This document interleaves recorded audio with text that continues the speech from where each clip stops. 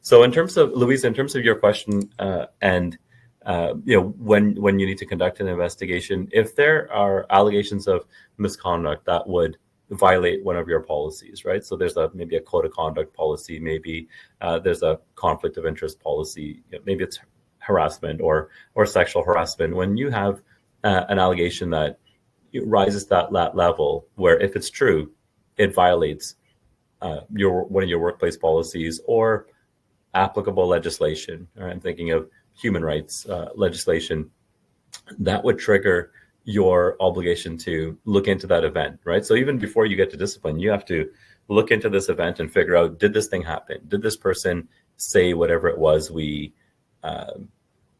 is alleged that they said? Did they do the thing that they are alleged to have done? And that's where you would then conduct an investigation. And when we say investigation, most often during these webinars, if you've attended them in the past, we're mainly focused on the formal, the bigger formal workplace investigation. But certainly there's no magic to that word, right? At the end of the day, the obligation is to do some sort of a fact finding. So that could simply be an HR associate, going to the parties and saying, hey, we heard that you called someone, this name, during a meeting. Maybe you whispered it under your breath, maybe just loud enough for that person to hear. Did you say this thing? And the person might say, yeah, you know what, I did. I said it. I'm sorry. I was frustrated. I probably shouldn't have said that.